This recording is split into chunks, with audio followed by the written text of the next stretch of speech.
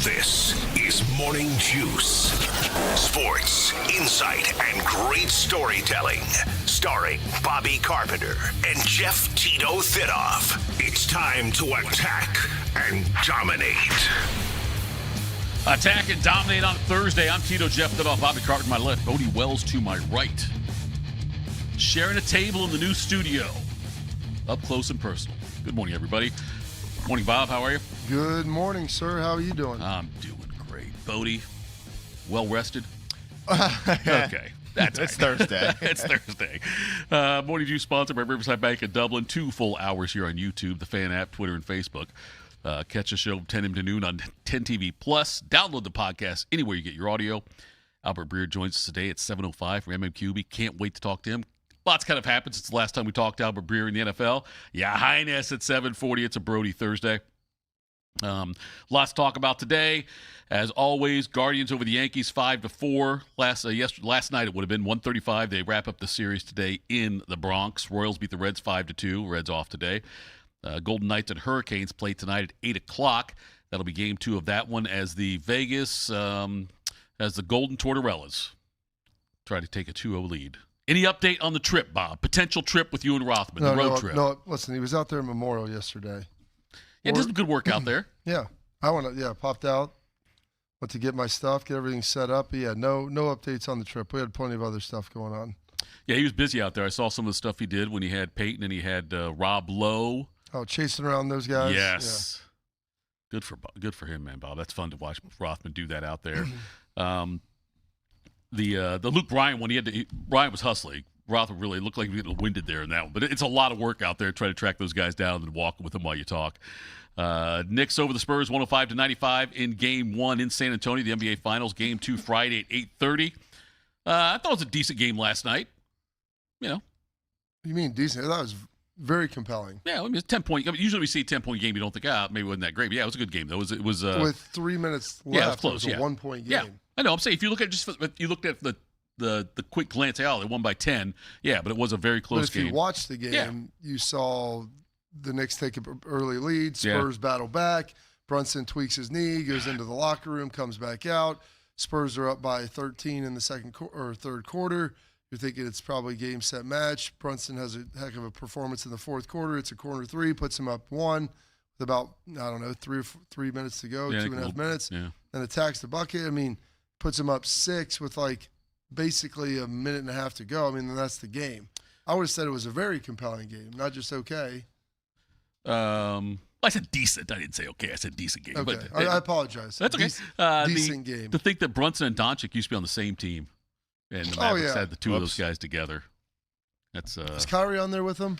No. They let Kyrie would let have him walk and Kyrie come in. I'm trying to think here. I think Kyrie might have came a couple years later after Brunson, because the biggest thing with them is they had a chance to basically lock him up for a 4-year, and they let him call walk. it a $55 million and a really deal, decent number, and let him go. And the Knicks kind of. Somebody in The Athletic, I can't remember who it was, but at some point in the last week and change after they had clinched their spot in the finals, wrote a good piece on just all the things that kind of all the dominoes that New York lined up and also fell in a good way for New York for them to land Brunson. Hiring his dad as an assistant head coach or assistant coach, I should say, doesn't hurt things. It's the old college recruiting. Hey, what if we got this 5-star uncle's guy a spot on our staff somewhere? But that obviously worked out well for the Knicks, and for Dallas, you're oof, that's tough. All right, Bob, let's make me smarter.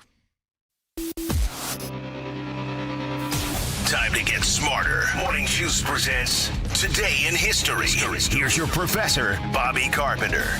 All right, work your magic, Bob. Work your magic, Bob. Make me a bicycle clown. It is Thursday, June 4th, the 155th day of the year.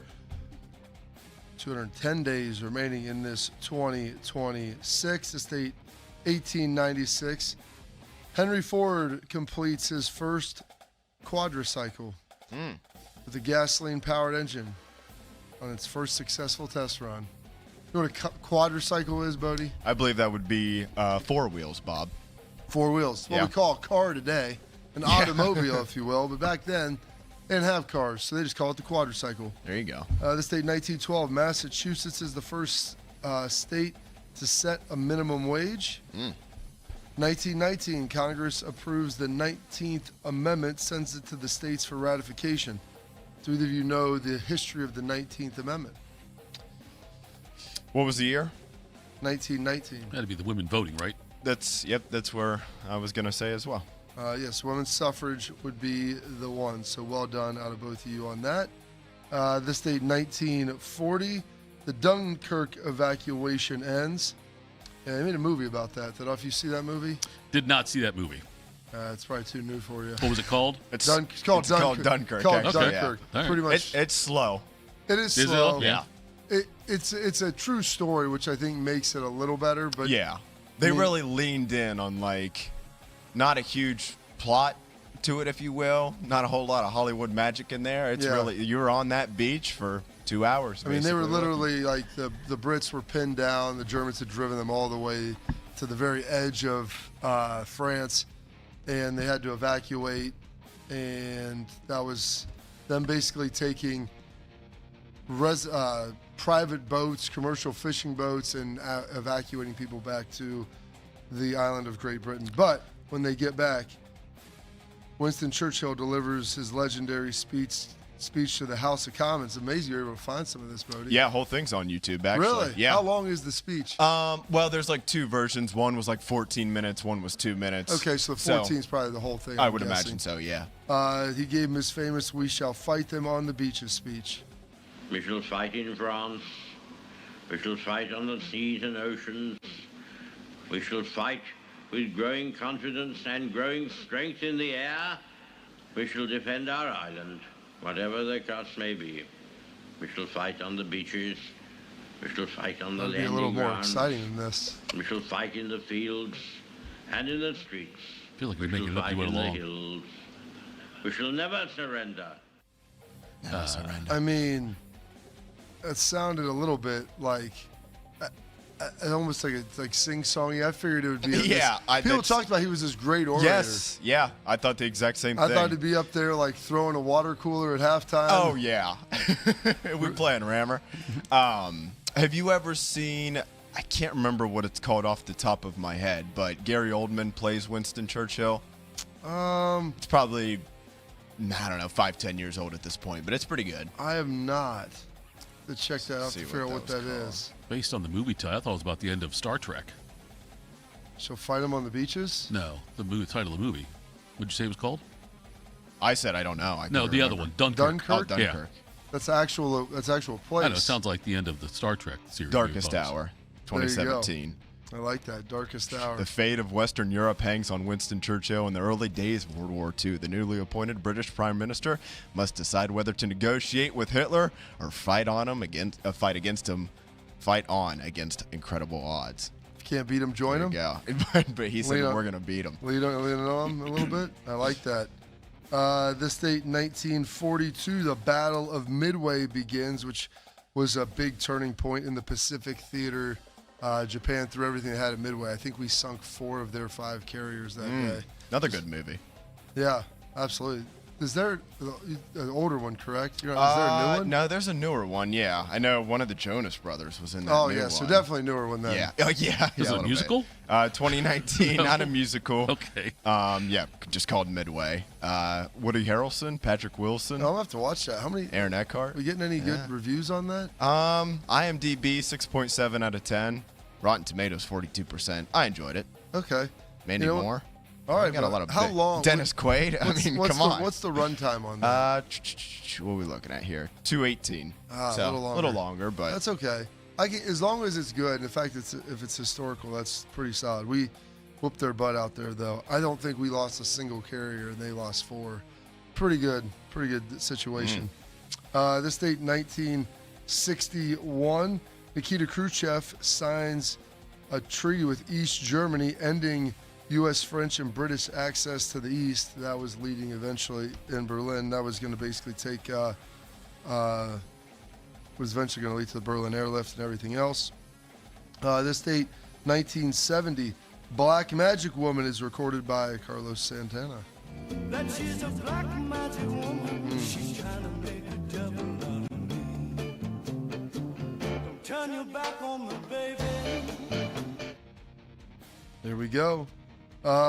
This date, 1972, Billie Jean King wins the 71st French Open, 6-3, 6-3 in straight sets.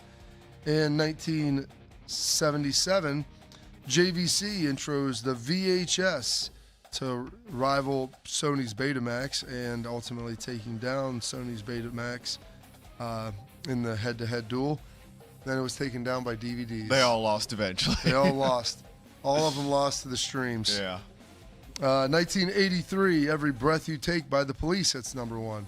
Every move you make, every vow you break, Not a happy song, but it sounds happy. It's catchy. claim you stick, I'll be watching you. Not really a love song. Well, he loved her, right? He definitely a little too much. He may have loved her a little too much. Let's say. Not as much as Benny Mardones. Okay, what's creepier, Bob? That one or the "Don't Stand So Close to Me" by The Police, which talks about picking up Him one of your being- high school him and students in the teacher, rain? I realized you listen I to the didn't know. lyrics. Yeah. Oh, yeah. I've Don't heard the stand song, so close but to me. My car is warm and dry. It's one of the Yes. lines. Bus stop, waiting. Yes.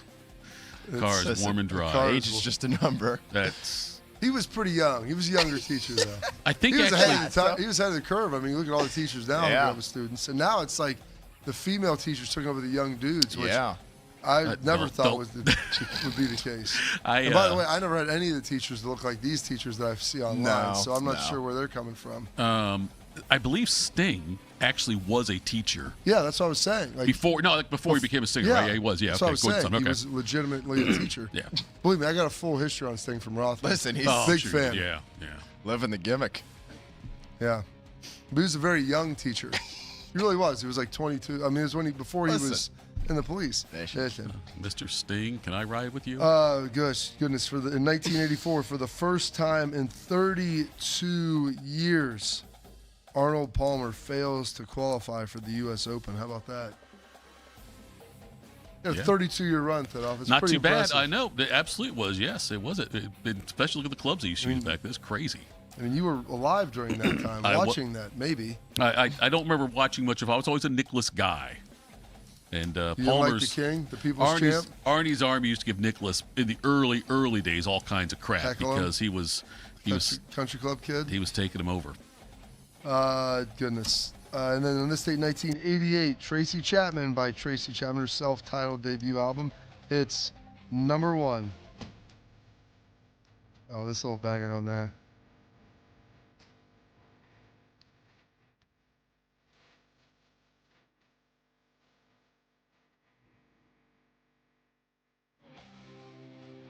Oh, I see what it means to be living, buddy. I actually had that CD. This date, 1989, Tiananmen Square, the protests are finally over. Early morning, 4th June. Soldiers move into Tiananmen Square.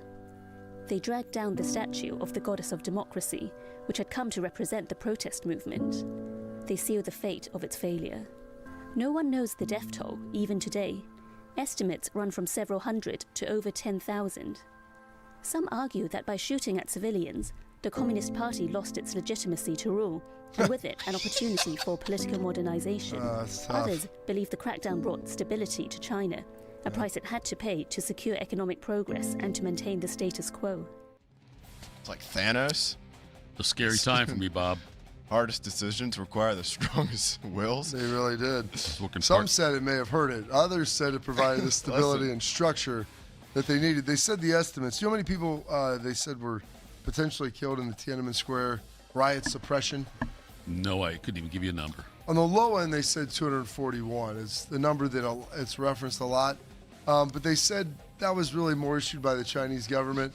They said number could be as high as 10,000. So Kind of a Wilt Chamberlain sort of deal there. It's somewhere in this vague area. somewhere in this vague area. And by vague area, we mean thousands worth of difference between the top number and the bottom. I'm guessing it's probably at least over 1,000. Yeah, I'm guessing it's At least whatever at it the is, it's mid more. mark. Yeah, Scale whatever you 1 to think it's 10, more, yeah. I'm guessing it's 5+, if I had to say. If China said it was 241 and people said it could be 10,000, probably at least the exchange at rate's least a little 1,000. Yeah, that is true. I was working at part-time at Tom McCann in Northland Mall. The coked out manager of the store comes over to me as soon as the stuff breaks. Says, "You better get ready to go to war, Jeff. You're going to war. You know that, right?" How old was he? Oh, he was in his mid-30s probably, but he was Why wouldn't he have was gone to so war? high on drugs. I don't know. He came over and told me, Good. freaked Sounds me amazing. out.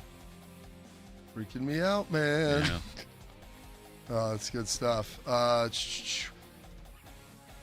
Some birthdays today, turning 63. One of our favorites here at The Fan. One of the most passionate commentators you're going to find doing the color analyst work for Ohio State Radio, Mr. Jim Lachey. Hands it off to Dufresne going left side, 50, gets to the 45, Marcus Freeman trips him up and stops him around the Ohio State 44-yard line. Thought maybe we had a hold out there in the So did edge. 100,000 plus. But they haven't had a penalty all game. Why would they call one on them? Jeez. It doesn't hurt when you're trying to win a football game on the road when you don't get penalized. The same crew called 24 penalties versus Penn State and Purdue. Joe Tiller got a letter of apology for all the penalties. Now they're not calling anything. Defense! Yes. Dorsey under a center Romberg. Sands motioning.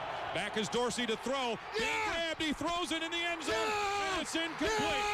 The Buckeyes win the national championship. Apparently, it's not a non-sharing press box. I love the breakdown of the last play of the game by Jim. It's the best. You got to realize Jim grew up, played for Bruce, watched through Woody, and Bodie. Ohio State hadn't won a national championship 32 in years, 32 right? years. Yeah. So we've won 3 That's in the nothing, last, Bob. 25. 38. Yeah, well, now that's what I'm saying. So you can imagine. Oh, And I can't imagine, well, Bob. I really can't. and I guess recently they had been really close. Jim was also around. Yeah, the late 90s, right? Through the mid-90s, late 90s. They had some teams that were 11-1 right there on the cusp and just couldn't get it done. So a lot of passion there coming back and forth. He had to offset Dan Pouts, who was doing the TV, who was cheering for his former teammate's son. I wonder if he testified at his trial. Oh. Mr. Kellen Winslow Yeah, Jr. I was picking up what you were putting down there. Well, maybe we can dive into his Some of his podcast. life goodness. happenings. Turning 51 today.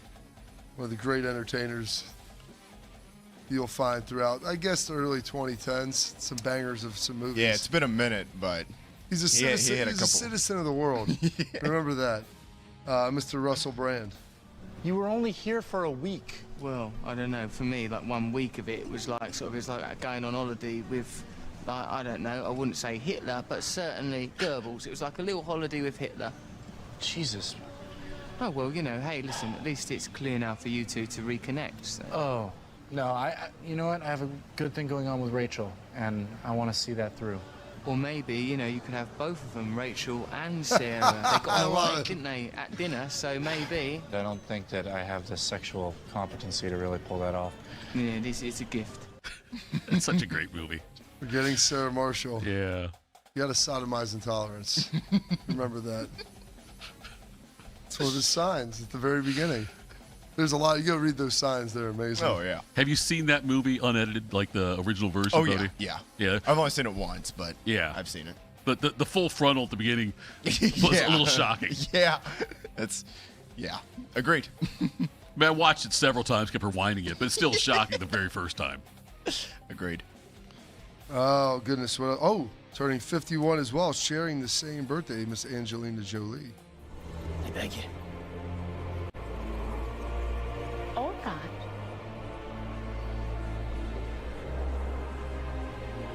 The princess can be woken from her death Is this the Maleficent? but only by Yeah, I think that's it. Yeah. Maleficent. true love's Something like that. kiss. This curse will last to the end of time. No power on earth can change it.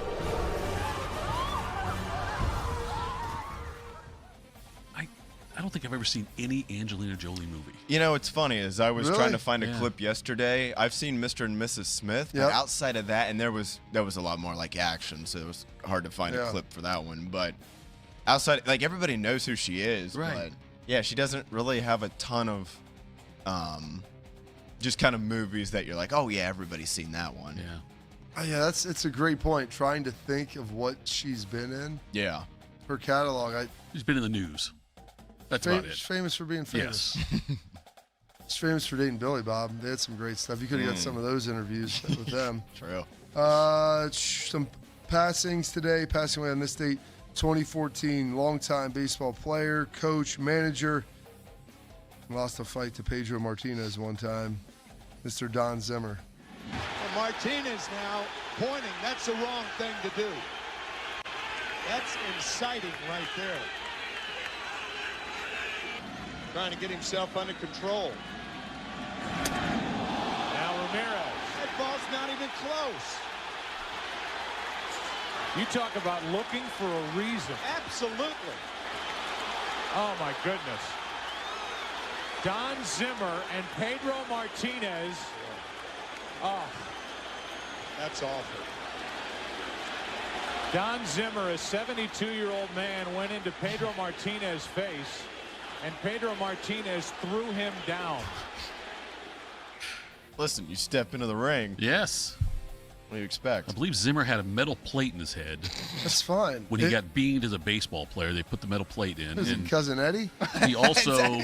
Every time Catherine turns the microwave on, I piss my pants and forget who I am for half an hour. When he was manager of the Red Sox in the 70s, Bill Lee, who was like complete opposite, young, kind of, he was I would say a hippie at that point, but yeah, he used to call him Gerbil, and that used to piss Zimmer off so bad. Is that because of Richard Gere? I'm not sure if it's Richard Gere. I don't think it was. I think it had more to do with the physical characteristics of one Don Zimmer, but you never know, Bob. I didn't back then. He wasn't a very big guy. He was a very big guy. No, he wasn't. I thought the gerbil was in reference to Gere. So. It could be. Maybe it was, but I don't know if he would. I don't know if Gere would have been. If that would have been well known back then, well documented back in 1977. Maybe in the circles they ran in. It could was. be. Yes. Some other passings today. Passing away in 2010, the Wizard of Westwood, Mr. John Wooden. I coined my own definition of success, which is peace of mind attained only through self-satisfaction in knowing you made the effort to do the best of which you're capable. I believe that's true. If you make the effort to do the best of which you're capable, trying to improve the situation that exists for you, I think that's success, and I don't think others can judge that. I think it's like character and reputation. Your reputation is what you're perceived to be. Your character is what you really are, and I think the character is much more important than what you are perceived to be. You'd hope they'd both be good, but they don't necessarily be the same. Purdue guy, right? Do you go to Purdue? I think you're right in saying that. Sounds about right. And then also passing away on this date, 1992, Carl Stutz, who was the man who created Little League Baseball. So, yeah, not a bad little job out of him. Some holidays and observances today. Oh, goodness. We have National Cheese Day, National Cognac Day, National Safe Day, Old Maids Day, and Shopping Cart Day. Hopefully those are making it back to the Cart Corral. And those are your historical events, your birthdays, your passings, your holidays, observances for this date, Thursday, June 4th, the 155th day of the year, and 210 days remaining this 2026. Well done as always, General. Jared Verse for the Browns. Their newly acquired edge rusher is saying, hey, temper some expectations on me. We'll talk about that next. Morning Juice. At QC Kinetics Columbus, patients find lasting joint pain relief. Regenerative treatments help repair damaged tissue. No surgery, downtime, or steroids. So after I got done playing football, I still like to work out. Go do all of the activities that I love so much. And unfortunately, I started having a little bit of pain in my knee. That's when I went and saw my friends at QC Kinetics. We were able to go in there, get the consultation, get treated, and now my knees, well, they're as good as new. Call QC Kinetics today for your free consultation. Better starts here. What's the best way to make sure you don't miss any of your favorite fan shows? Oh no. Download the Fan app, silly. Ah, damn it, I knew that. App Store, Google Play, or just scream right at your phone. Psst, you can also listen to Buckeye games. Do it now. We have a desire and passion for great customer service. Every detail is important to us. From your first phone call to the end of the project, Newman is here to help you every step of the way. We're here to educate you so you understand what's happening with your roof. We're in your corner to help you be confident in your decision. After all, when your name is on it, it just means more. We are Newman. Since 1969, Germain Toyota of Columbus has been delivering an exceptional experience to Central Ohio drivers. Whether it's versatile SUVs, stylish trucks, or efficient hybrids, Germain Toyota has a great selection of new and pre-owned vehicles at customer-friendly rates, backed by 2 years of maintenance with Toyota Care and same-day service from our trusted team of technicians. Experience the difference with every drive at Germain Toyota of Columbus.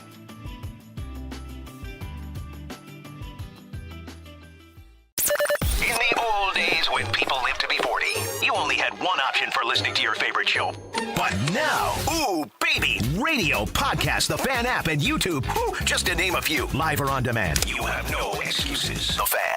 I'm Jeff Hogan. I've been a journalist at 10 TV for more than 20 years. I don't just report about our community, I belong to it. And that's why we care so deeply about getting it right. And when local journalism is done right, it moves.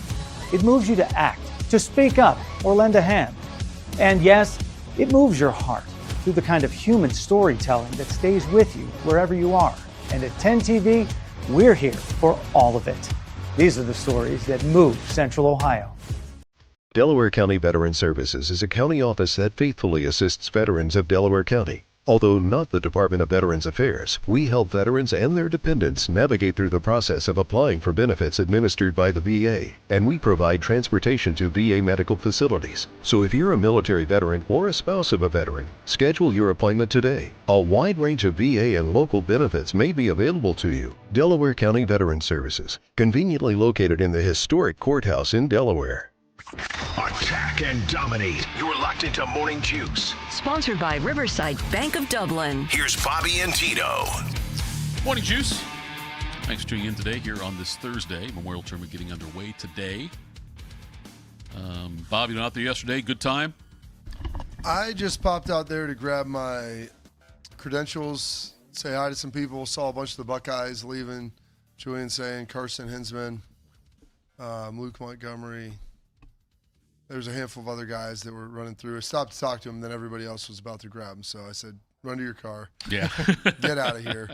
And I went over to Pop to go see Rothman Ice, and they were not at our normal broadcast location.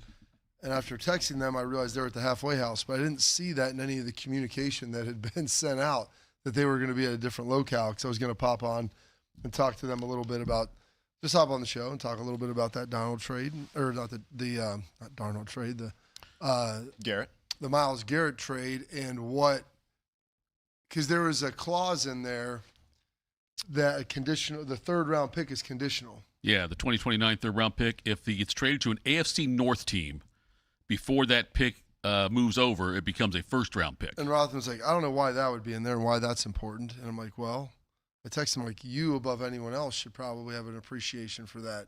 Yeah. Why do you think they put that in there? Well, of course, yeah. They don't want to go into the Bengals or a rival team. What specific incident do you think? Are you talking about with Rothman's Bears? Or what are you talking about? Rothman's a Vikings fan. Or Vikings fans with the Favre thing? Yeah, there you go. Look at you. You were able to get there. Thing, yeah. And he's like, well, I thought Favre was a free agent. I go, he was, and he was also 42 at the time. Myles Garrett's still in his prime. They're not going to release Myles Garrett. Yeah. But in 2 years, if Stafford retires and they realize that maybe Ty Simpson's not the guy, and it's like, well, let's strip this down. If we can get a second-round pick for him in 2 years or maybe 1-1, and the Ravens are willing to give us that, then let's go. Well, I give the Browns and Andrew Berry some credit for protecting themselves upon that front and not allowing that to happen. Todd Monken, Jared Verse, obviously, is going to be – no one's expecting him to be Myles Garrett, but certainly he'll be occupying a similar role with the Browns. And Todd Monken was talking about how they have a lot of talent there on that defense and this entire roster. Here's head coach Todd Monken. When you put together Grant Delpit, Denzel Ward, Tyson Campbell, Carson, Quincy, the guys up front, Malik, I'm going to miss some guys, Mason Graham, you got Jared, you got Alex, you got Isaiah, I'm going to miss guys, Mike Hall, all those guys. I mean, we are a very talented football team. I mean, we're a talented team on both sides of the ball. And then I want to play one more here from you, from Todd Monken, for here from Verse. But Todd Monken also talked about how Verse just needs to be himself. I don't see it that way. Just be yourself. There's only one of you. Myles is already taken, and he's an elite football player. We all know that. I mean, to say that, Jared, just be you. I mean, I see his track ascending. I just do. I just see a world of upside by the way he's wired. We're jacked to have him. Yeah, I don't think, Bob, anyone's, if he has half the production as far as sacks go that Myles Garrett had last year when he set the record, that'd be a damn good year for Jared Verse. I would think the Browns would be happy about that. Oh, I would say that he should be able to, be in that conversation and be in that wheelhouse, especially you look at what they got back with him in the trade, and then also what they're paying him versus what they're paying. Now, they may be giving him a new contract, but how many sacks did Myles Garrett have last year? 23, I believe, right, to set the record? Yeah, 23 or 23 and a half. Yeah, Okay, so I mean- if you get 11, 11 and a half, somewhere in there, I would think that'd be, it can't be in there. It'd be one of those two. It can't be like 11 and a quarter. But yes, 11 and a half sacks, I'd say would be a pretty good year. Yeah, 23 even for Garrett last year. Yeah, I mean, he had 7.5. What's to say that he couldn't have 10 sacks this year? Had 3 forced fumbles last year. Like he made some really nice plays. So yeah, I completely get that he could be half of the production that Myles Garrett would be giving you. I feel like I've probably praised, and this might go back to the USC hanging the recruiting banner, but I feel like I've praised Cleveland quite a bit this offseason. I like what they did in the draft, the additions they made, the weapons on offense, and then this trade, I think, is a good trade, a smart trade for Cleveland. Let's say it's a smart trade for Cleveland to do what they did here with the Myles Garrett deal.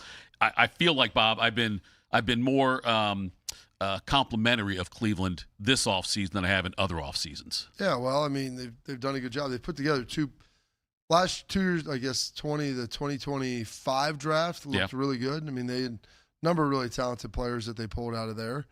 And you feel like you have got a good base. And now you're starting to get these first-round picks back after, mortgaging them all on a quarterback that never played. And so you're able to get some of this draft capital, rebuild the offensive line, build it from the inside out, continue to bolster that defense. And just like Monken said, I mean, they've got some talent over there on the defensive side. That's why, this isn't a full-on fire sale. For other guys, for them to depart with some of their other guys, they would have to get big-time offers. That would be very impressive. I don't see them doing that because I think they view themselves as, a 6 to 7 win team. Jared Verse spoke about his reaction to the trade. It caught me by surprise. I loved LA. I love the coaches, the organization, my teammates, everybody a part of it, the staff, the fans. I love the whole vibe of LA, Los Angeles, the Rams. And it was upsetting. I was upset for a good little bit of time. But when you're an athlete, you understand the nature of business. Everybody does what they think is best for their business, and that's the situation that I'm in. I'm happy to be a part of the Browns. I'm happy that they believed in me and they were able to make that trade and bring me here. Be with my teammates, be with everybody here, and I truly do believe in everybody in the locker room. But it was upsetting at first. But you got two choices: that you can either work or you can give up, and I ain't never been a quitter. Yeah, he goes from a Super Bowl contender, to a team that's in a rebuild. A team that's in rebuild, right? And but he's still, it's like he's very attractive. I know Cleveland talked about. We heard Andy Berry talk about that, how attractive Jared Verse was for this team. But a great opportunity for him. This defense is going to be stellar again this upcoming season. I would think they'll be in the games. But Verse also talked about how he is coming into stepping into Garrett's role in Cleveland. Yeah, Myles is a great player. I watch his film every day. Keyed in on a couple things he does, the moves he makes, the technicalities of every small aspect of his game. I've very much studied him, and to know that, I'm not here to fill his shoes. That's not my job. That's not in my description in any organization I go to. That's not my job. My job is to be the best me. If I'm the best me, I'm not going to be, Myles Garrett. I'm not going to be Max Crosby, this guy, that guy, the best players in the league. I'm going to be the best Jared, and that's going to be the best player in the league. And I wonder what the ceiling is for Jared Verse. You're talking about it's not going to be, Max, and he's not going to be Garrett. He's going to be the best Jared. And I don't know, Bob, how much you've watched of Jared, how much you dove into. Going into his third year, and he's been incredibly productive. So I would say that he has an incredibly high ceiling with what he could ultimately be. He's not somebody that you're bringing in here who you don't think is going to be a all-pro caliber player. Like that's what he was when he was in LA. So I don't know why there would be any difference in that. Jim Schwartz talked about why he left the Browns, and that's one of the reasons. I know Myles Garrett wasn't happy about that. He liked Jim Schwartz quite a bit. Schwartz was passed over for the head coaching job, and he was on the Ryan Ripken show, and he said that he wasn't mad about missing out on the job, but he did say he couldn't stay on the staff after that. He said, it's in any business. You get passed over promotion when you've done a really, really good job in your job, and you think you're in line for that promotion. It's time to go. And Todd deserved his own guy. I mean, a forced marriage is going to work in the NFL, and having command of the players and having command of the locker room, all those things are extremely important. I didn't feel like I could do my job after getting passed over for the head coaching job. To expect me to stay here, to stay and to be me, be on board for that, that's just a tough situation. Would have been good for me, would have been good for Todd. Bob, do you know what percentage, according to AI, of arranged marriages fail? Arranged marriages? Mm-hmm. That's what he said this was going to be arranged marriage. I would say arranged marriages probably have like an 80% success rate. Bo, do you want to guess? I know it's higher. I bet it's higher than normal. That's why there's irony in it. How about the red wedding, Bob? What was the success rate on that one? 100%. It depends on or zero, right? No divorce. I didn't even know those were really still a thing today. If I'm being honest. One of my wife's friends, her parents had an arranged marriage. Okay. They were Korean, but I was gonna say so. Okay, I guess maybe when I said I didn't realize they were a thing, I'd say more stateside. I don't know. How about 70%? Studies indicate that only about 4 to 6% of arranged marriages end in divorce. Oh, so okay, that's a pretty 95. good. They're A's. Yeah. This is significantly lower than divorce rates for self-selected, and they got air quotes, or got quotes, not air quotes. You can't do air quotes in text. Love marriages in Western countries, which generally range between 40 and 50% of divorce. Well, there you go. I've contributed to that. Yeah, but you also recontributed. That's true. Right? You're right. Yeah. I'm not more than 50% as of right now. Back on this. I'm right at 50% right now. So, look, Schwartz has taken the high road all this, Bob. I mean, I know he said, really, really good and all this stuff. He did a great job with the Browns. But kudos to him for recognizing, this isn't going to work out. This isn't going to work for me. He told him either I'm the head coach or I'm out. Right. And they thought they could massage that thing. Well, because they have him under contract. That's why he's not. That's why he's not coaching right now. They still have him under contract. Yeah, right. He couldn't go coach anywhere else, but he had been so good that it was like, why? If they want an offensive guy, that's fine. And he told him that, but I don't expect me to be here to help the guy out, and especially for someone like it divides loyalties in the locker room. It would have been a tough situation for the team and for Todd Monken to be in, but the main thing is Jim Schwartz issued them an ultimatum. I played for the guy. Right. I mean, he's a man of principle. He was not going to come back and back off of his word with that. Next year, almost certain he's at least a DC. Oh, yeah. Someone will bring him in. Pretty decent chance he's a head coach? Depends how many jobs come open, but I know he'll get a DC job. I can say it's going to be at least 6 and probably 10. Yeah. It's usually 6 at least and sometimes 8. But he played for the guy. He's a good defensive coordinator. I thought he was a good head coach. So I hope he gets another shot. He took a lot of time off, then started getting back into it. And it proved at Cleveland, you give me some good players, we can build this thing together. We can have a top 10 defense. Won a Super Bowl in Philly. Oh, yeah. A handful of years ago. That was the Nick Foles one there. I was going to say Carson Wentz. It's no, actually, he didn't play. Nick Foles. There's a lot of opportunity there. There will be someone that will want to sign him and bring him in, at least as a DC, if not as a head coach. He's getting older, and so he can be selective about what he wants. He's not just going to coach for somebody he doesn't respect or in a place he doesn't think he can win. Yeah. Hell, he went to Cleveland, for heaven's sake, and turned it around there. Do you need a bank that truly values local business in this town? The opportunity to work alongside them as partners, whether you're a small business or a large operation. Riverside Bank of Dublin has the right tools for the job. Riverside Bank of Dublin has the experience of working right here in Central Ohio. They understand the business climate in our area. They're going to help you reach your goals. So whether you need an SBA loan to get your business off the ground, a line of credit to keep your business running smoothly, or equipment financing to get your business up to scale, Riverside Bank will tailor a solution that fits your needs. Visit them at riverside.bank or stop in to get to know them in person at 6300 France Road. Riverside Bank of Dublin, member FDIC, equal housing lender. Coming up next, do some quick hitters. Morning Juice. I'm Meredith Garfalo, meteorologist at 10 TV News This Morning, and I'm an Ohio girl. I love golf, aerospace, and all things Ohio sports. For nearly 20 years, I've studied the patterns that shape our days, from winter wonders on the south side to dangerous storms along the I-71 corridor. When the weather changes, you'll be the first to know, because you need a forecast that moves as fast as you do. Make the move to 10 TV News this morning, weekdays from 5 to 9, anywhere you watch. Do you need a bank that truly values local business in this town and the opportunity to work right alongside them as partners? Whether you're a small business or a large operation, Riverside Bank of Dublin has the right tools for the job. Riverside Bank of Dublin has the experience of working right here in Central Ohio. They understand the business climate in our area, and they're going to help you reach your goals. So whether you need an SBA loan to get your business off the ground, a line of credit to keep your business running smoothly, or equipment financing to get your business up to scale, Riverside Bank will tailor a solution that fits your needs.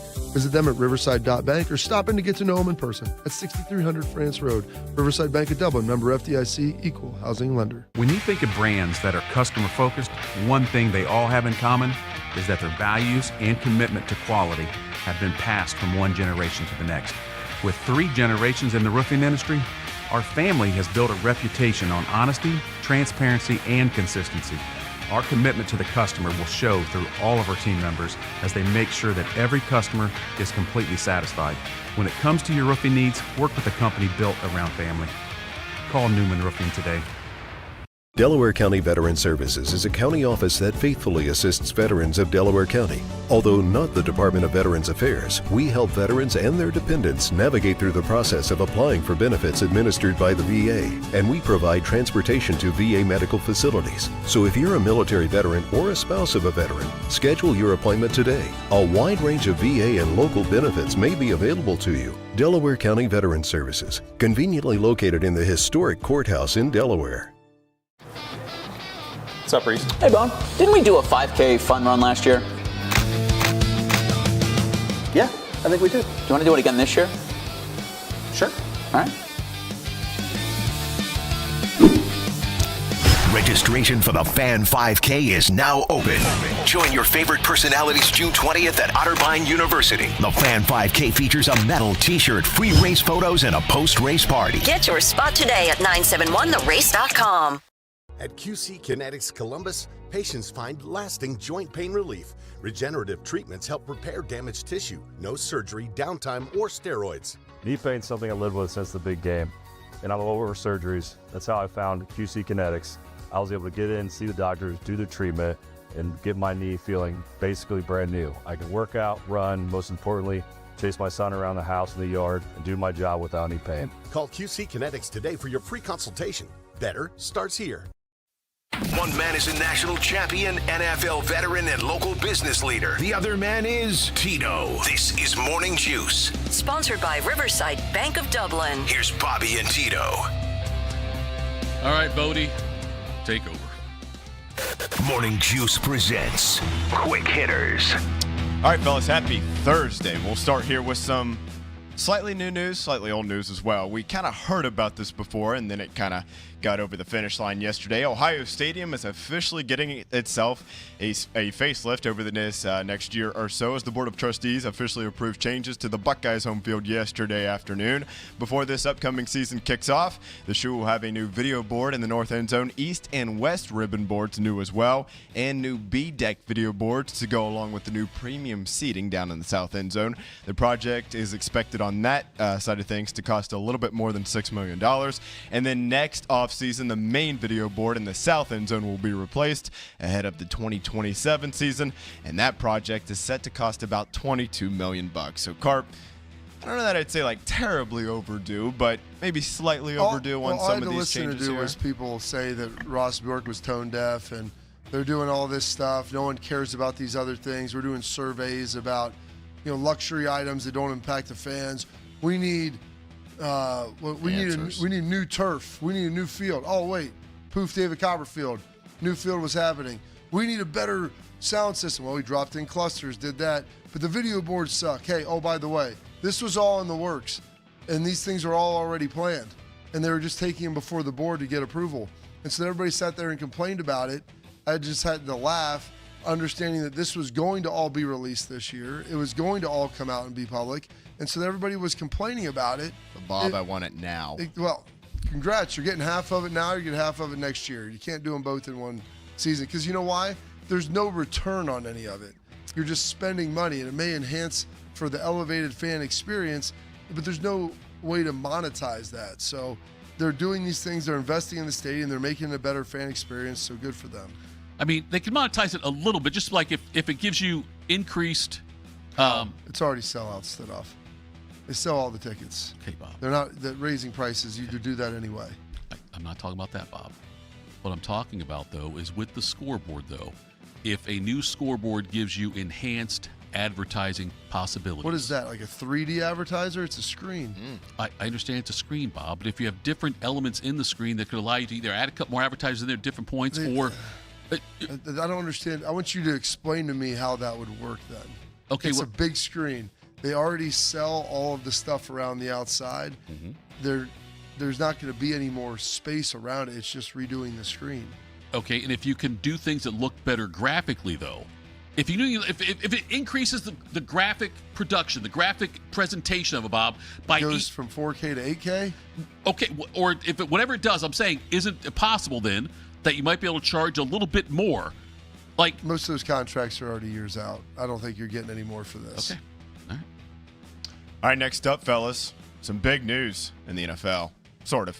After a season full of up and downs in his rookie year back in 2024, Caleb Williams took a huge leap forward last season in his first year under new head coach Brian Johnson as the former #1 overall pick threw for nearly 4,000 yards, 27 scores, and 7 picks. The Bears won the NFC North and even beat their arch rival Green Bay Packers in the 31-27 wild card round of the postseason before they fell. Was it overtime, I think, against the LA Rams, if I remember correctly there? Overtime or at the very end of that second round there in the divisional round.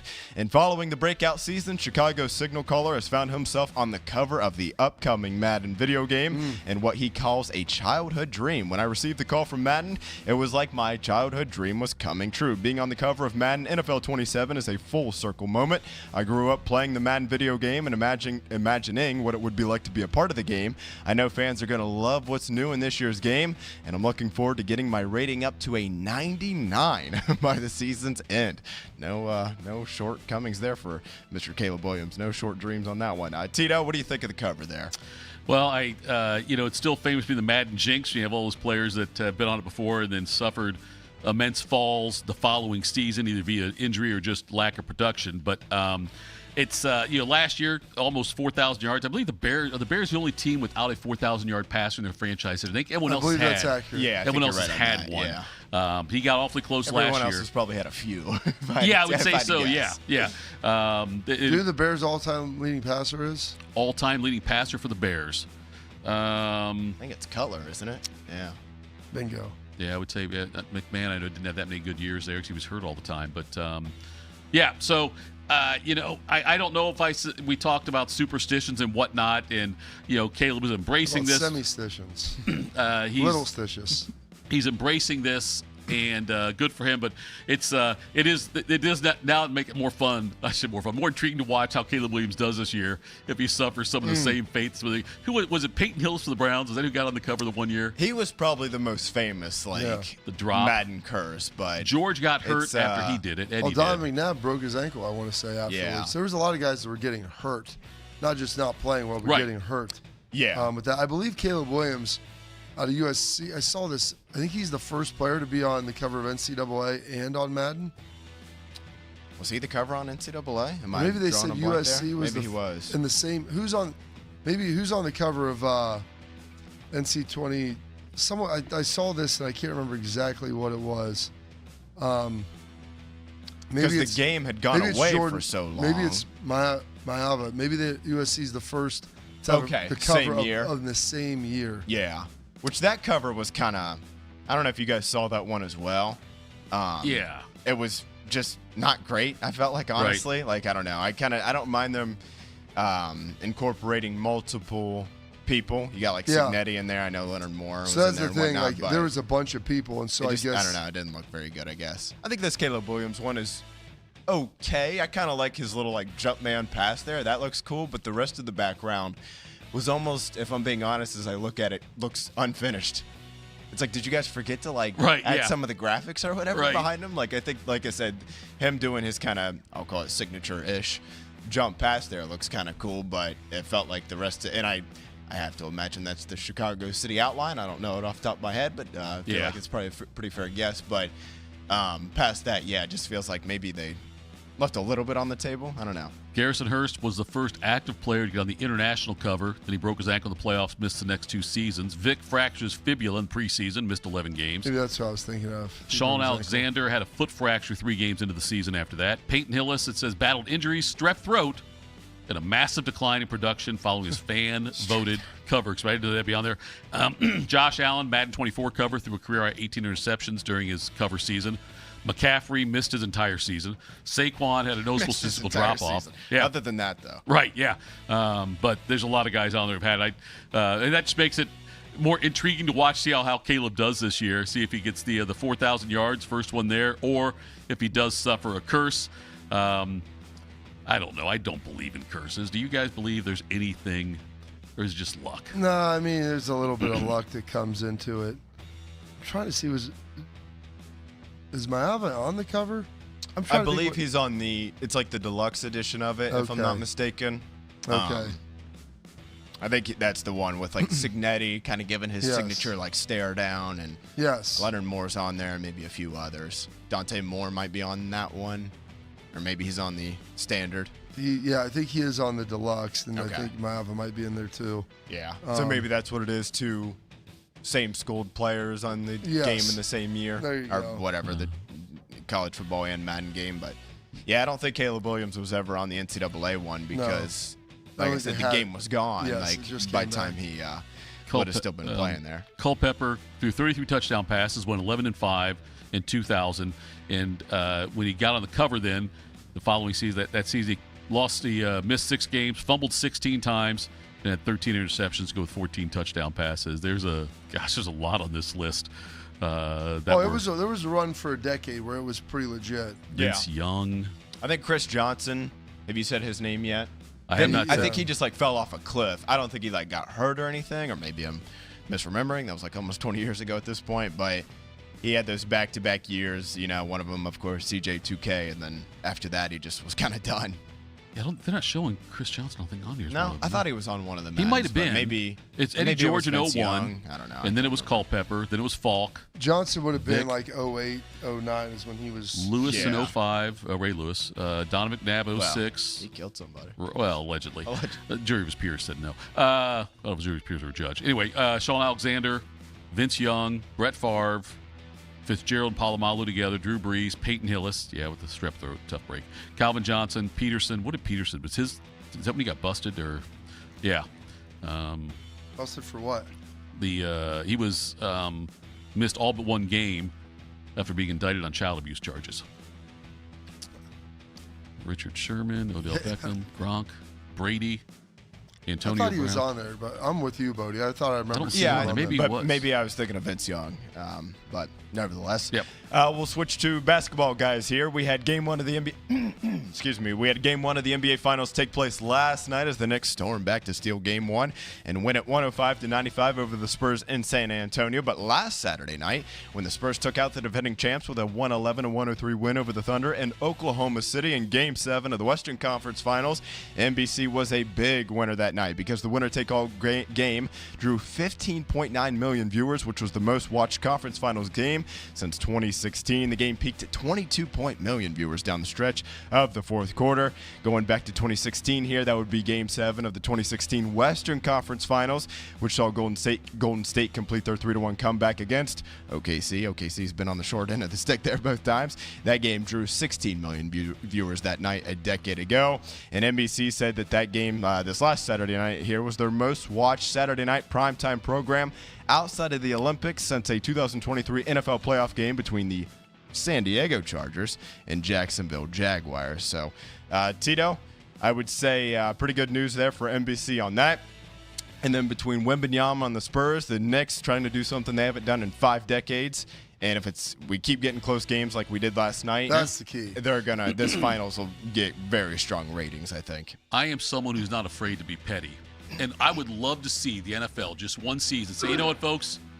NFL draft this year, we're doing it in June. And we're going to line it up against the NBA Finals against one of their days and see what the ratings do then, and see if the NFL draft can overtake the NBA Finals in ratings on that. I wish they would do it, Bob. You gotta watch arrogance, though. It's a dangerous thing. Like, you're putting a draft up, and if you have a finals like this, it would be interesting to see. First round maybe would be good. Second and third days wouldn't get it done the way that you would want it to. Or you took Christmas back. Oh, you took Christmas in the NBA and said, "The hell with you. We're going to show you we can do it." Because you're showing games. I know. I'm just saying it'd be a fun study to see how it would affect ratings if the NFL did put something of significance up against it. I know this. Like, I'm a very casual NBA fan. I tuned in and watched that game, the whole thing, last night. My son sat there and watched most of it with me. At least he watched till about halftime. But I mean, it was a compelling game, and it's got two compelling stars with Brunson and Wemby, and guys that are coming into their own, but are kind of new and unfamiliar to a lot of people. So I think there's a curiosity, especially with Wembanyama, to go watch it and see what it's all about, and can he pull it off? Yeah, it's not Celtics Lakers back in 08 or 2010. It's not Golden State Cleveland in 2016, 2017, but I would bet it'll be the best, highest rated games, most watched finals in the last 5 or 6 years. If I had to guess off the top of my head, definitely more than last year, OKC, Indiana, although that was a great series. More than 2 years ago, Boston, Dallas, more than Denver, Miami, Milwaukee, Phoenix. The Knicks alone are probably the third biggest franchise in the sport, right behind the Celtics and Lakers. Despite the fact that they never really won much. Yeah. But honestly, though, I think that makes it more intriguing, right? Can they finally do something that a lot of people who are alive have never seen? And then, obviously, with Wembanyama, he's kind of taken that Jordan, LeBron mantle of even the most casual sports fans are I got to check out a quarter of this just to see this alien out there running around on the court. Absolutely. Yeah, the Knicks thing, you're right. The fact that I think that they haven't won it since 73 makes it more intriguing and more popular to watch that series, because one thing's going to happen. Either the alien's going to get his first title at a very young age, or the Knicks going to do something, like you said, they haven't done in 5 decades. Coming up next, Albert Breer joins us. It's the best hour we do all week. We'll have Breer, we'll have Ya Highness, all of that next. Morning Juice. I'm Yolanda Harris. I'm a journalist at 10 TV News. I grew up here, and after 25 years of telling this community's stories, this place still means so much to me. When I'm not in the newsroom, I'm usually out supporting the same people and causes I care deeply about. I don't just report about our community, I belong to it. What happens here affects us all, and that's why we care so deeply about getting it right. And when local journalism is done right, it doesn't sit still. It moves. It moves you to act, to verify, to volunteer, to speak up, or lend a hand. It moves your mind by challenging assumptions and offering new perspectives. It moves you forward by giving you the information to make decisions and thrive where you live. And yes, it moves your heart through the kind of human storytelling that stays with you wherever you are. And at 10 TV, we're here for all of it. These are the stories that move Central Ohio. Delaware County Veterans Services is ready to help you access VA benefits, emergency financial assistance, dental and medical grants, transportation, and more. Give Delaware County Veterans Services a call, 740-833-2010 to schedule an appointment. At QC Kinetics Columbus, patients find lasting joint pain relief. Hi, I'm Bobby Carpenter. And I'm Jake Ballard. And we are both QC Kinetics believers. We are both pain-free in the knees. Call QC Kinetics today for your free consultation. We have a desire and passion for great customer service. Every detail is important to us. From your first phone call to the end of the project, Newman is here to help you every step of the way. We're here to educate you so you understand what's happening with your roof. We're in your corner to help you be confident in your decision. After all, when your name is on it, it just means more. We are Newman.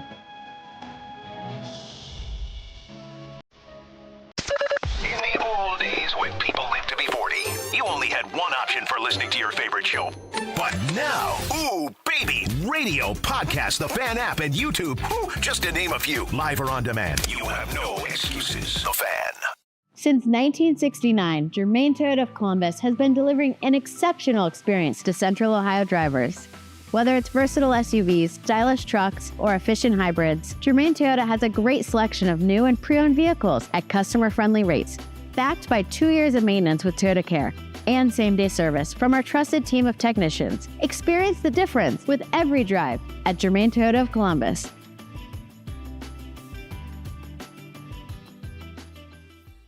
What's the best way to make sure you don't miss any of your favorite fan shows? I don't know. Download the Fan app, silly. Ah, damn it, I knew that. App Store, Google Play, or just scream right at your phone. Psst, you can also listen to Buckeye games. Do it now.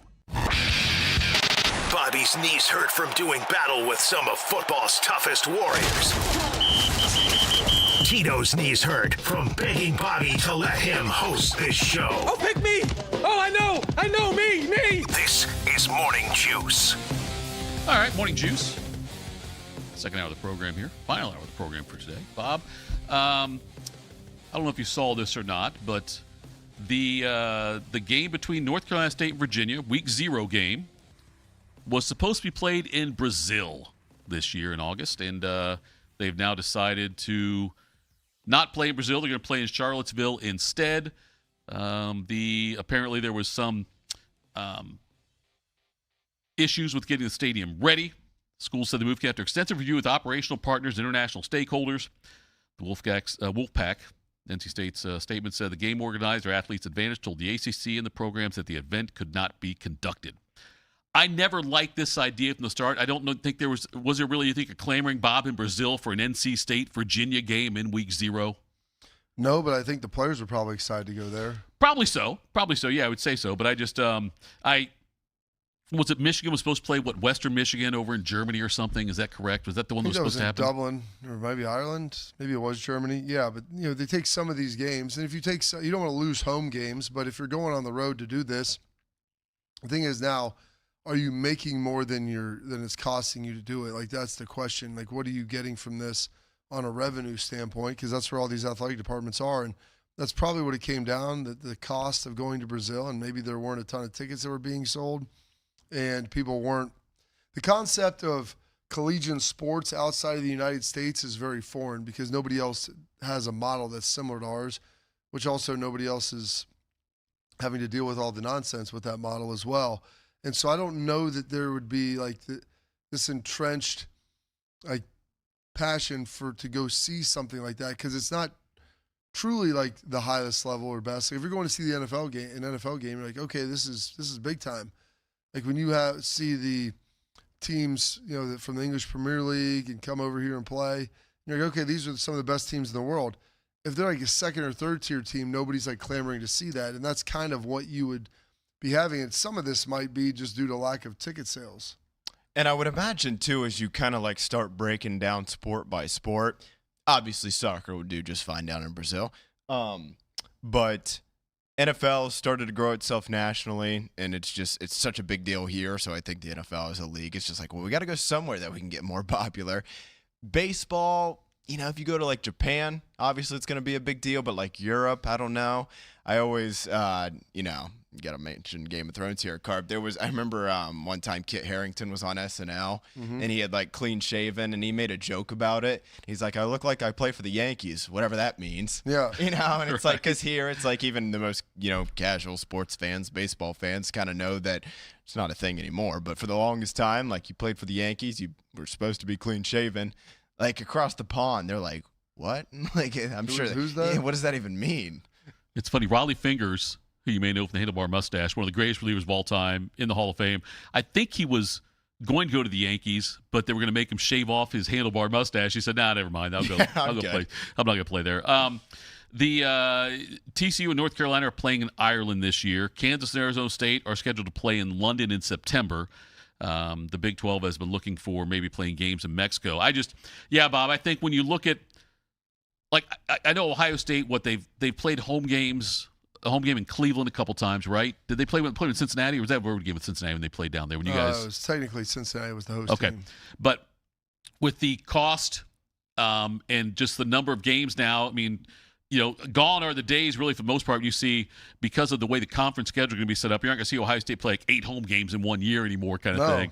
And so not happening. it's very it's a huge deal to expect fans to travel, especially even overseas on something like this, to go watch the team play. And I'm not saying that NC State or Virginia have got the same kind of rabid fan base that Ohio State would have, or Michigan for that matter.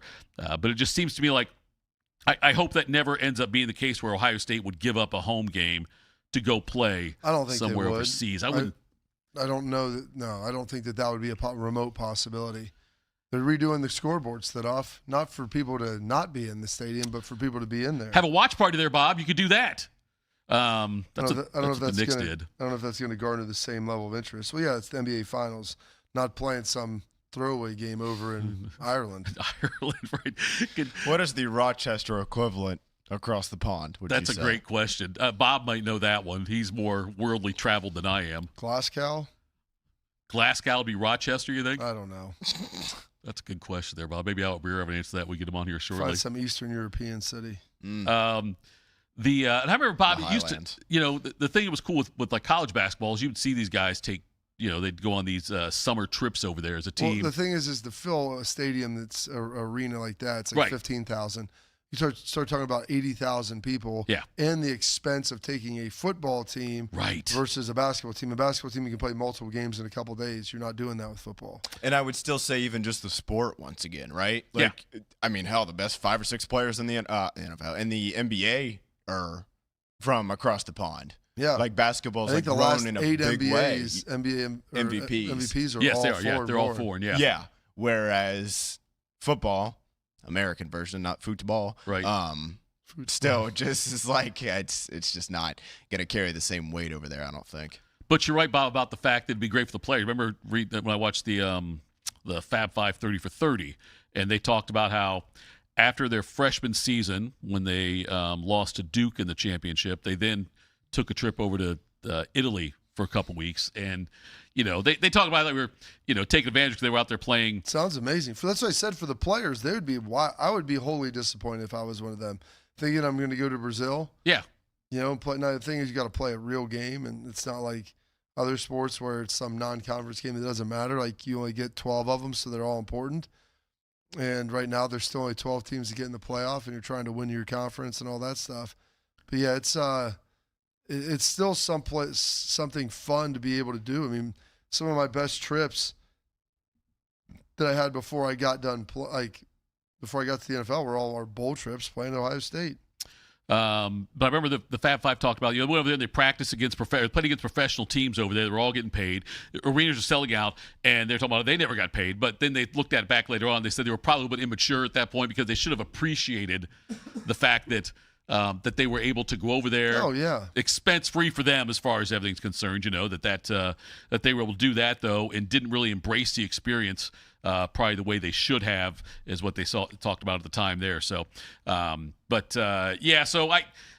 international games that have meaning at the college football level don't make a lot of sense to me unless it's just a very rare thing. Like, I think Notre Dame playing Navy over there was kind of cool. That's cool because Notre Dame, the Irish Catholic connection there, and going to do it, and they can control their schedule a little more than most people, so they have easier options to do that, and I think that made sense for them to do in a one-off. I don't know that it makes sense for a lot of schools to do something like that. And I think you got a pretty strong fan base there that, let's be honest, has a lot of wealthy alums that it's like, well, we'll make that trip once a decade. NC State and Virginia, I don't know if the appetite for plus that's a football. That's a conference game. Yeah, right. Between a team that played in the ACC title game and probably should have been in the playoff if they had beaten Duke, and then NC State, who under Dave Doran's normally 7, 8, 9 wins. Like, it's not like they're, they probably don't have national championship aspirations, but they don't want to be just dropping games either. And we do have the college basketball game this year to open things up on November 1st in Rome with your Fighting Irish of Notre Dame and Villanova playing in that one. That'll be kind of cool, I think, to be able to for something like that. Again, it's different with college basketball because you've got so many home games, so many games in the season anyway, 32 plus everything else. I think you can play 32 or 33 regular season games now, but then obviously conference tournaments and whatnot. There's a lot of other games involved in that, and not to mention an exhibition game or two. They usually try to sneak in there also. So that'll be going on. I'll tell you what, let's go to a break early here. We'll try to get Breer on and see if we can grab him for the next segment. We will do that that next. Morning Juice. Do you need a bank that truly values local business in this town and the opportunity to work right alongside them as partners? Whether you're a small business or a large operation, Riverside Bank of Dublin has the right tools for the job. Riverside Bank of Dublin has the experience of working right here in Central Ohio. They understand the business climate in our area, and they're going to help you reach your goals. So whether you need an SBA loan to get your business off the ground, a line of credit to keep your business running smoothly, or equipment financing to get your business up to scale, Riverside Bank will tailor a solution that fits your needs. Visit them at riverside.bank or stop in to get to know them in person at 6300 France Road. Riverside Bank of Dublin, member FDIC, equal housing lender. I'm Brianna Albizu, traffic anchor for 10 TV News this morning. Columbus is quickly becoming my home, and this community has welcomed me with open arms. My mission is simple, to help you get to where you're going quickly and safely. Whether it's helping you beat the slowdown on 270 or giving you detours around major construction, we've got you covered. Because when your morning's on the move, so are we. Make the move to 10 TV News this morning, weekdays from 5 to 9, anywhere you watch. When you think of brands that are customer focused, one thing they all have in common is that their values and commitment to quality have been passed from one generation to the next. With 3 generations in the roofing industry, our family has built a reputation on honesty, transparency, and consistency. Our commitment to the customer will show through all of our team members as they make sure that every customer is completely satisfied. When it comes to your roofing needs, work with a company built around family. Call Newman Roofing today. Since 1969, Germain Toyota of Columbus has been delivering an exceptional experience to Central Ohio drivers. Whether it's versatile SUVs, stylish trucks, or efficient hybrids, Germain Toyota has a great selection of new and pre-owned vehicles at customer-friendly rates, backed by 2 years of maintenance with Toyota Care and same-day service from our trusted team of technicians. Experience the difference with every drive at Germain Toyota of Columbus.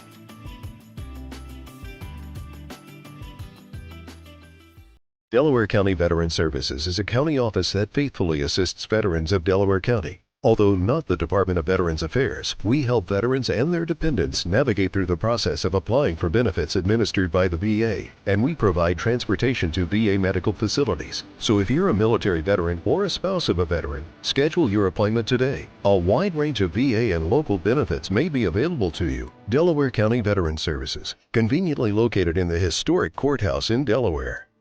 At QC Kinetics Columbus, patients find lasting joint pain relief. Regenerative treatments help repair damaged tissue. No surgery, downtime, or steroids. So after I got done playing football, I still like to work out, go do all of the activities that I love so much. And unfortunately, I started having a little bit of pain in my knee. That's when I went and saw my friends at QC Kinetics. We were able to go in there, get the consultation, get treated, and now my knees, well, they're as good as new. Call QC Kinetics today for your free consultation. Better starts here. Bobby knows what it's like to be a winner. Tito knows what it's like to be thrown out of an all-you-can-eat buffet. You're here 4 hours. This is Morning Juice. All right, Morning Juice. Albert Breer now joins us. He is with MMQB. Albert, last week you mentioned when you were on the show with us about the Myles Garrett restructuring, how it could open the way for a potential trade of Garrett. He has since been traded. Did the Browns do a lot of talk to many other teams, you think, about this, or was this their target all along, was the package they got from the Rams? Well, first of all, I was really confused because I hit the button I usually hit to come on with you guys, and all I saw was an empty studio. So I checked my texts and figured out that you guys had gotten to me. I'm sorry for not checking my text, Albert. That's my fault, as you text me. No, it's all good. It's all good.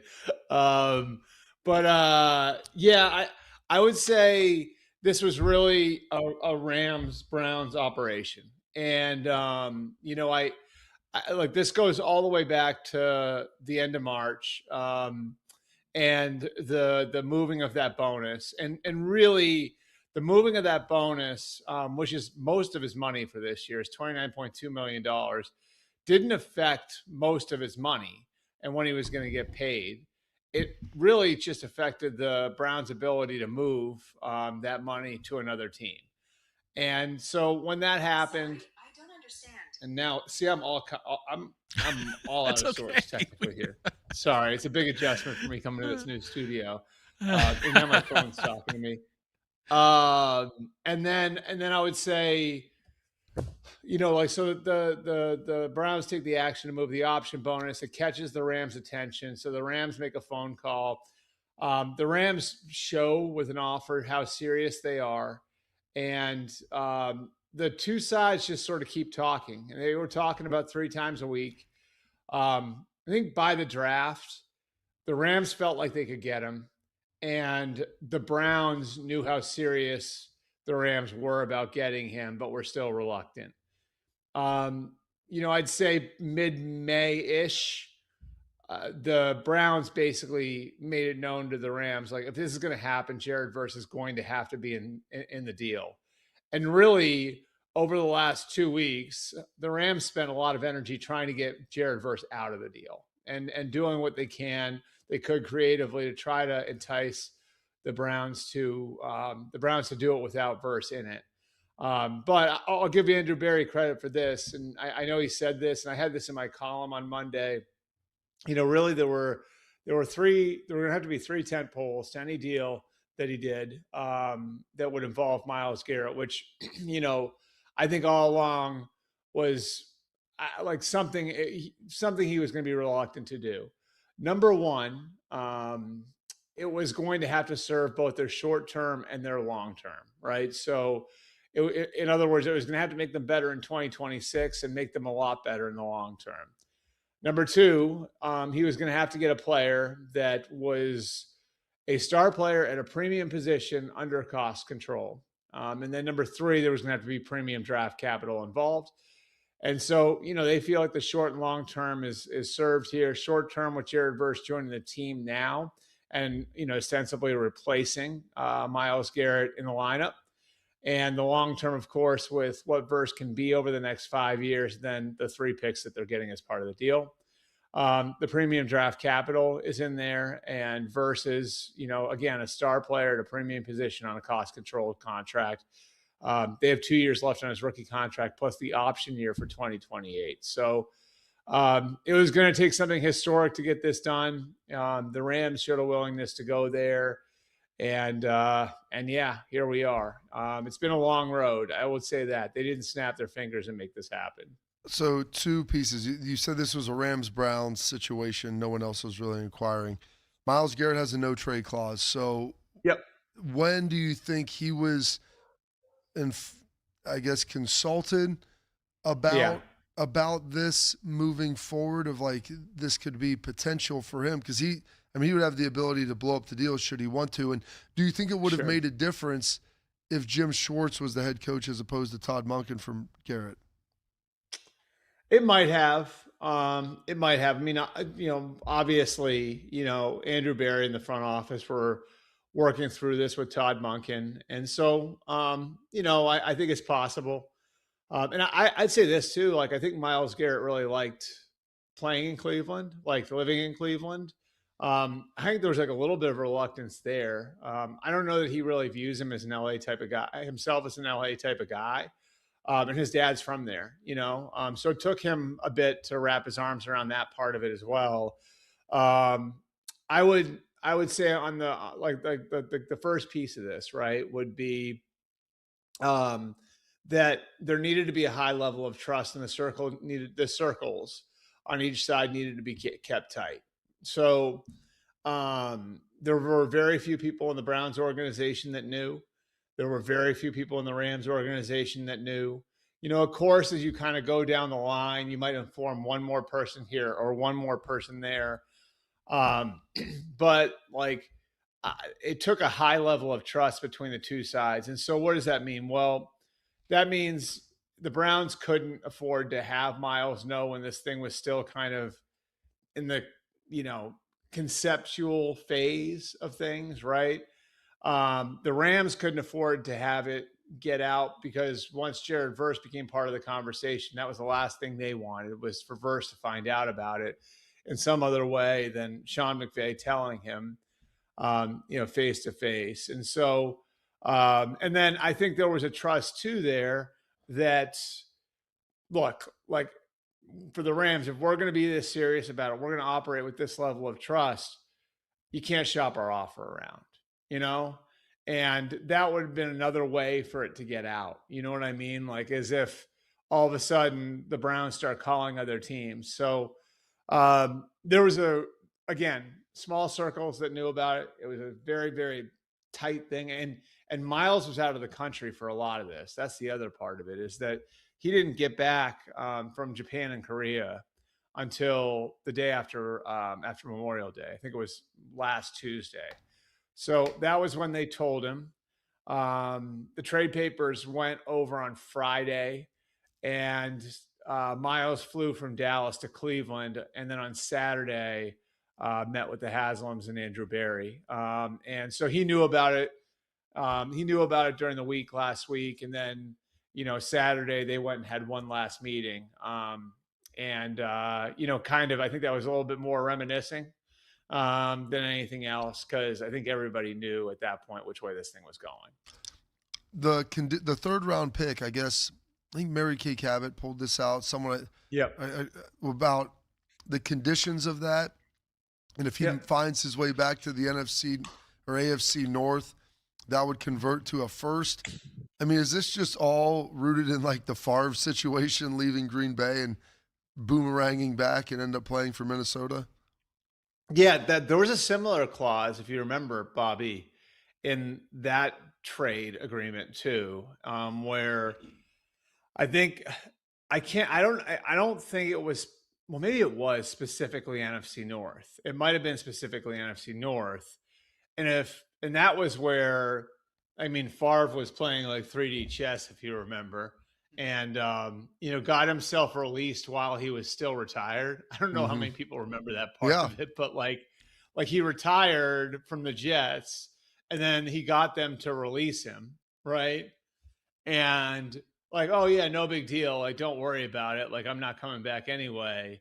And then he used that to get to the Vikings. So, yeah, I mean, it's a similar type of clause in the contract where if they are in the trade agreement where it's a third round pick in 2029, unless over the next 2 years the Rams trade him back into the AFC North. So, and if they trade him back into the AFC North to the Ravens, to the Bengals, or to the Steelers, I can't imagine it would be back to the Browns, but I guess if it was back to the Browns, they could work that out and let them keep the third round pick. Then it becomes a first round pick.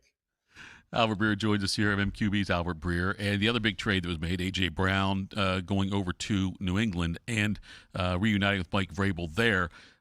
With how contentious the relationship had seemed to get between Philadelphia and Brown, and maybe even Brown and Hurts, is this an addition by subtraction for Philadelphia? I don't know if I'd go that far, but I would say, that it's probably, and this isn't all AJ's fault, but I think it does lift some pressure off of everyone's shoulders. And I think it should help their new offensive coordinator. I mean, look, like the issue between AJ and Jalen existed before this year. Even during the Super Bowl year, there was some of that discord. And I just tell you, Tito, like that was a tough thing for Kevin Patullo to come in as a first-time offensive coordinator and inherit. And I think, like, with everything that's happened since then over the last year, like that would have been a pretty complicated thing for Sean Mannion coming in as now, the second first-time coordinator they've had in as many years. He like inheriting that, I think would have been complicated. And so, I think it helps your first-year offensive coordinator and Sean Mannion coming in. It helps your quarterback and that he's not dealing with it. And then I think, like, to some degree, it's going to help that receiver room in that, like, everyone knows now they're alive on every play, and so I think there's like an intrinsic value to that. And, I think Devontae Smith had sort of become the number one by the end of last year anyway. So I don't think it's much of an added weight on his shoulders. You got Mekhi Lemon now coming in, Dontavian Wicks from the Packers, Hollywood Brown. So they're going to have to play a different way. But I do think there are some benefits to moving on. That said, he's a great, great player. So I don't want to make it sound like, they aren't losing something, because this is a guy who had 5,200 yards over the last 4 years for them. What are the chances that Aaron Donald comes back? It's funny. I was on Rich Eisen's show when I was listening to you. Yeah, I was on Rich Eisen's show, and I did not know. Believe it or not, Bobby, when you listen to that, I had no idea what Aaron. I think Aaron said it to McAfee, right? Am I right about that? Yeah. Okay, so I had no idea, and my initial response was, it's hard for me to see him doing it for a full year, but could I see him pulling Eric Weddle, maybe something like that, Now, I don't know how you plan for that, and say, okay, I'll see you in December. You know what I mean? But and I think you can speak to this a little bit more than me, Bobby, a lot more than I can. But I think, preparing for the rigors of an NFL season, getting yourself in the physical shape where you're ready to go for training camp, going through training camp, going through the ups and downs of the season, the hits that you take, the wear and tear, all of that different stuff. I think that'd be a lot different than maybe coming in December. You know what I mean? And being there for a couple games to warm yourself up and then playing in the playoffs. So it doesn't seem to me like it's that likely that after 3 years off, you could just jump right back in like that. But I could see it for a shorter period of time. And look, here's the other piece, right? This guy is a freak's freak. You know what I mean? Like there are not very many of him, and so I could see it happening because of the relationships he has with everybody in that building, the relationship he's got with Myles Garrett. It's maybe just a little harder for me to see it on a full-time 17 game and playoffs basis. It seems like it might be more likely that he could come in and maybe join up with them for the stretch run. I don't disagree with that, especially with what because it's a little unique being a defensive lineman, because they could throw him in there, Albert, and give him 15 to 20 plays a game, and that's something you can kind of plug and play, as opposed to him being in another position where you need to get volume to be able to have the impact. If you're playing probably strictly passing downs at that point, I think that would probably be enough for him to justify coming back, and especially if the monetary. Weddle was wearing the green dot. Yeah. Yes. That's all you need to know. And it's funny, I talked to him about that coming through, because he has his son who's going on these recruiting trips, and I was, talking to him about all of that, and it was, it's crazy. He's like, you just train and you stay ready, and it's like sometimes the opportunities present itself, and like you said, it's doing a whole season is one thing, but coming in and doing, 2 months of something is significantly different. Than trying to go through literally starting August 1 and running that to February, whatever. Yeah, and I agree. I just think, again, it's hard to plan for it, right? But I could see Aaron Donald saying to the Rams, I'd love to get another ring. I'd love to get another taste of it. I'd love to do, what Phillip Rivers did last year, and get that last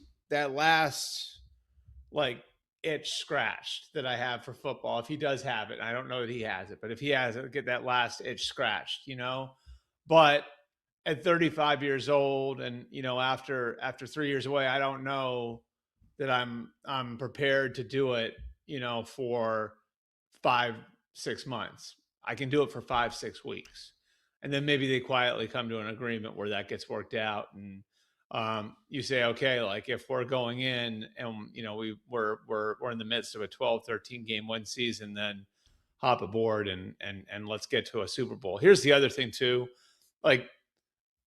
from a business standpoint for the Rams, how much would they have to pay him for the full year? Yeah. If you're bringing him in for the end of the year, you're probably paying him a lot less to do that, And this is a team that, they already gave Trent McDuffie a new contract. They're inheriting a contract at $40 million per year. It's their budget right now. I would assume that budgetarily it'd be a little easier to bring in Aaron Donald on a part-time basis, than having him for the full year. You can't see it, Albert, from the angle, but Bob actually takes this so seriously. He has a green dot on his headset. William Tecumseh Sherman once said, if elected or if nominated, I will not run. If elected, I will not serve. If we start doing a push for you to be in the Memorial Tournament Pro-Am next year, if we are nominating you to get out there, if we're going to pull some strings, get you out to play with Peyton Manning, Anthony Gonzalez, all those guys, would you, in fact, come out and play? 100%. Get me in, I'll play. I'm awful, but I will play, yes. I mean, I think Chris Pratt hit somebody yesterday. So I think he did too, right off the tee. Yeah, it's there's a lot in play there, Albert. AJ tells people all the time when he goes out and plays in Tahoe, and people think the American Century, those guys are professional golfers, and he's like, "Listen, I hit a lot of good shots, but my bad is really bad." So and they're like, "Oh, you're good." He goes, "You have much more confidence in me than I do. Like, I'm more nervous now than I am playing football." I got some really bad news, guys, by the way, while we're talking about the Memorial. And I feel like an idiot for not knowing this. The Bogey Inn's closed. Yeah, they tore it down. It's like gone now. Dude. Oh. It's good. All your sins. How did I just find out about this? Yeah, all your sins are gone, though, Albert. So that's good. They buried him in the ground. That's what it is. I mean, I swear to God, like, it's going to be – it could be like I think there's going to come a point where the only thing that's still there is going to be the outer end. And it's going to be like, I mean, it's going to look like Mars around the outer end, but the outer end will still be there. That's the only thing I can count on being there anymore. All right, Albert, we're going to work on it. We're going to get you out for the 2027 Pro-Am. We'll get you out there playing, and you and Rob Lowe could see who's more handsome in person. I think he might have me there, but thank you, Tito. All right. We'll talk next week. Thanks, Albert. All right. Thanks, guys. That was Albert Breer, MMQB, is joining us there. I think he's more handsome than Rob Lowe, Bob, don't you? I feel confident. He kind of looks like a younger Rob Lowe, to tell you the truth. That's Rob fair. Lowe, maybe Rob Lowe in his prime. Rob Lowe's like 60. Is he 60? Oh, I think he might be over 60. No. Dude, listen. Thitoff, you're not ugly, you're just poor. That's the problem. Like, if you haven't like infinite dollars, you can just 62 build. Yeah, out. So I do today. I got a pretty good range on what people's ages are. Rob Lowe's always making today in history. Coming up next, we've got some lines for Ohio State games out there. We'll talk about that. This is Morning Juice. Do you need a bank that truly values local business in this town and the opportunity to work right alongside them as partners? Whether you're a small business or a large operation, Riverside Bank of Dublin has the right tools for the job. Riverside Bank of Dublin has the experience of working right here in Central Ohio. They understand the business climate in our area, and they're going to help you reach your goals. So whether you need an SBA loan to get your business off the ground, a line of credit to keep your business running smoothly, or equipment financing to get your business up to scale, Riverside Bank will tailor a solution that fits your needs. Visit them at riverside.bank or stop in to get to know them in person at 6300 France Road. Riverside Bank of Dublin, member FDIC, equal housing lender. I'm Brianna Albizu, traffic anchor for 10 TV News this morning. Columbus is quickly becoming my home, and this community has welcomed me with open arms. My mission is simple, to help you get to where you're going quickly and safely. Whether it's helping you beat the slowdown on 270 or giving you detours around major construction, we've got you covered. Because when your morning's on the move, so are we. Make the move to 10 TV News this morning, weekdays from 5 to 9, anywhere you watch. When you think of brands that are customer focused, one thing they all have in common is that their values and commitment to quality have been passed from one generation to the next. With 3 generations in the roofing industry, our family has built a reputation on honesty, transparency, and consistency. Our commitment to the customer will show through all of our team members as they make sure that every customer is completely satisfied. When it comes to your roofing needs, work with a company built around family. Call Newman Roofing today. Since 1969, Germain Toyota of Columbus has been delivering an exceptional experience to Central Ohio drivers. Whether it's versatile SUVs, stylish trucks, or efficient hybrids, Germain Toyota has a great selection of new and pre-owned vehicles at customer-friendly rates, backed by 2 years of maintenance with Toyota Care and same-day service from our trusted team of technicians. Experience the difference with every drive at Germain Toyota of Columbus.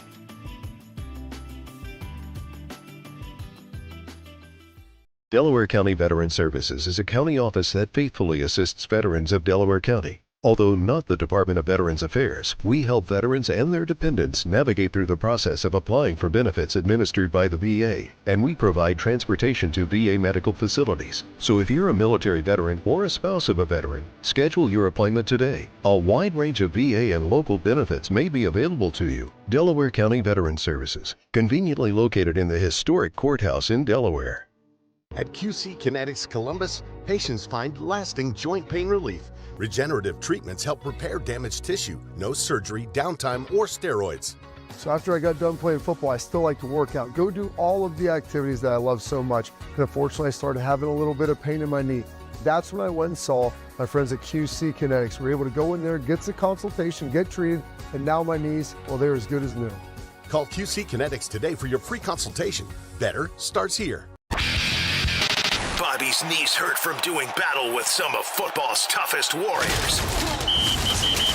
Tito's knees hurt from begging Bobby to let him host this show. Oh, pick me! Oh, I know, me! This is Morning Juice.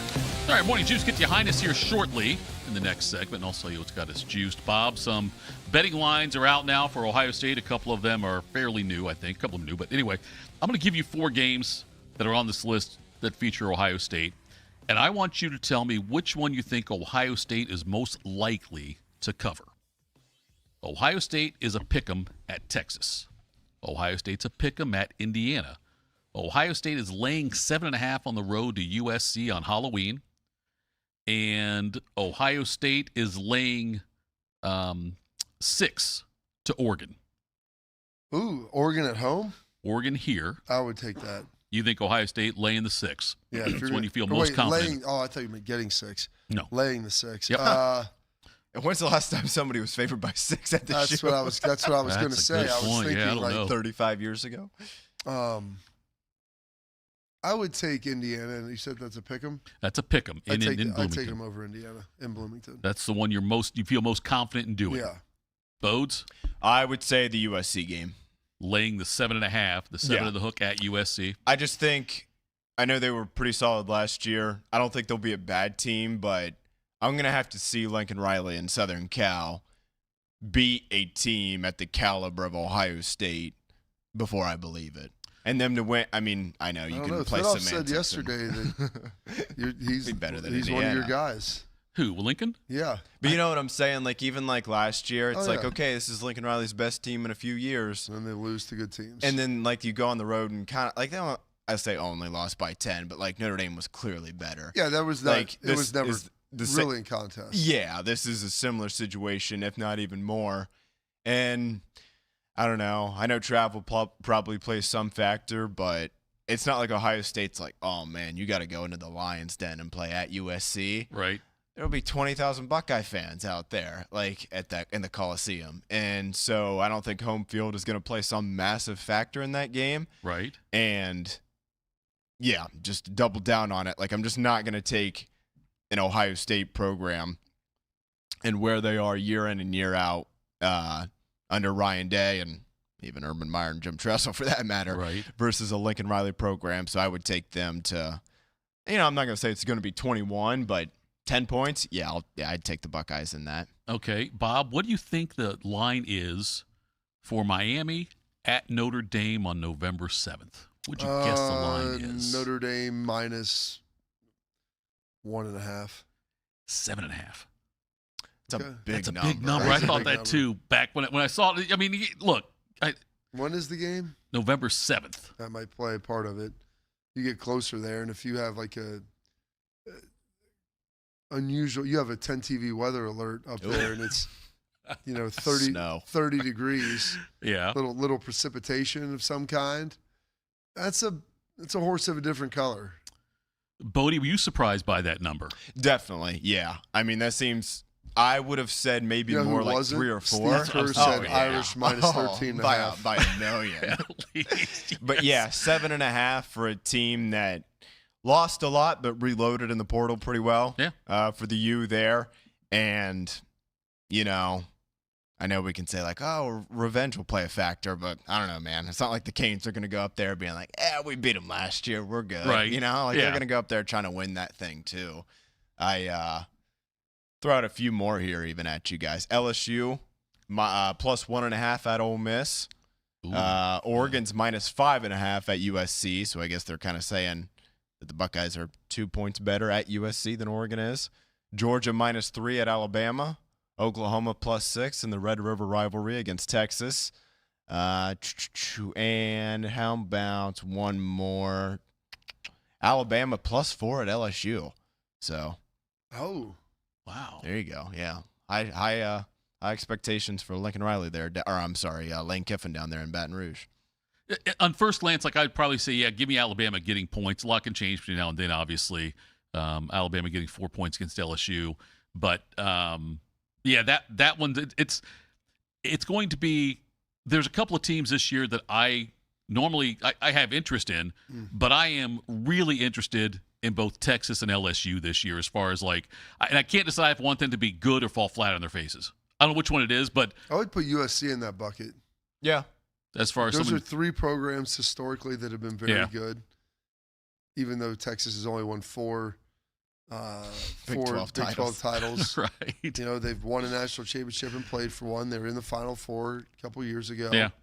Back-to-back years even. Yeah, back-to-back years. So, you feel like they're in a good spot.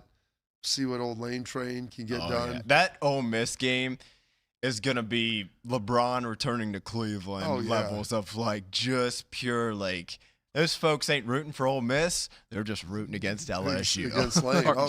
Just pure, just old-fashioned hate. All that hate's going to burn you up, kid. Are you more excited warm. about the game or all the stuff Lane Kiffin's going to say leading into and after the game? Both.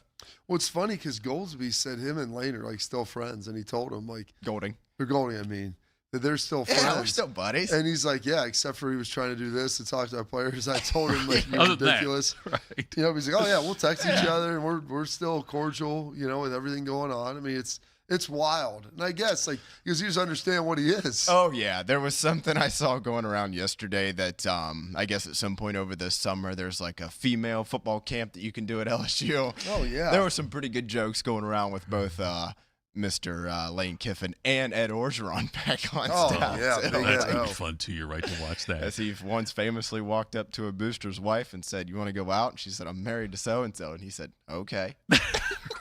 No. Is that a yes or a no? I didn't ask your status. I just asked you if you want to go out.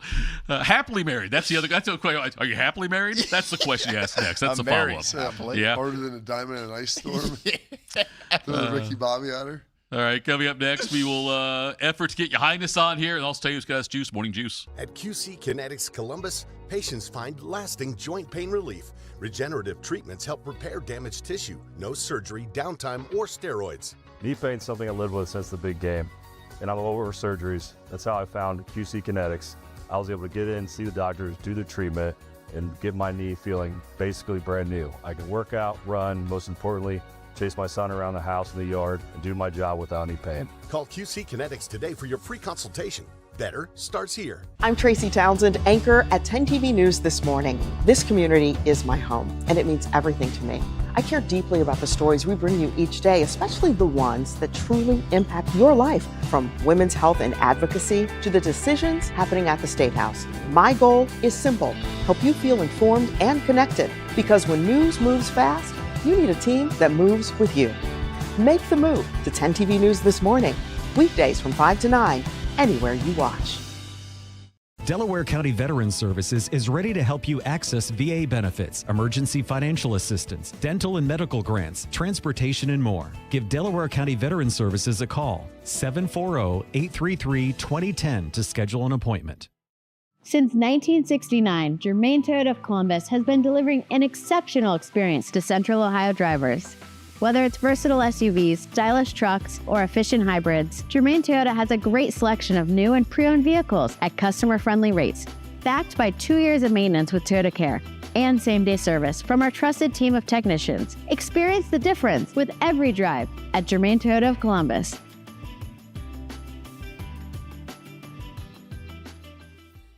What's the best way to make sure you don't miss any of your favorite fan shows? Oh no. Download the Fan app, silly. Ah, damn it, I knew that. App Store, Google Play, or just scream right at your phone. Psst, you can also listen to Buckeye games. Do it now. Do you need a bank that truly values local business in this town and the opportunity to work right alongside them as partners? Whether you're a small business or a large operation, Riverside Bank of Dublin has the right tools for the job. Riverside Bank of Dublin has the experience of working right here in Central Ohio. They understand the business climate in our area. They're going to help you reach your goals. So whether you need an SBA loan to get your business off the ground, a line of credit to keep your business running smoothly, or equipment financing to get your business up to scale, Riverside Bank will tailor a solution that fits your needs. Visit them at riverside.bank or stop in to get to know them in person at 6300 France Road. Riverside Bank of Dublin, member FDIC, equal housing lender. We have a desire and passion for great customer service. Every detail is important to us.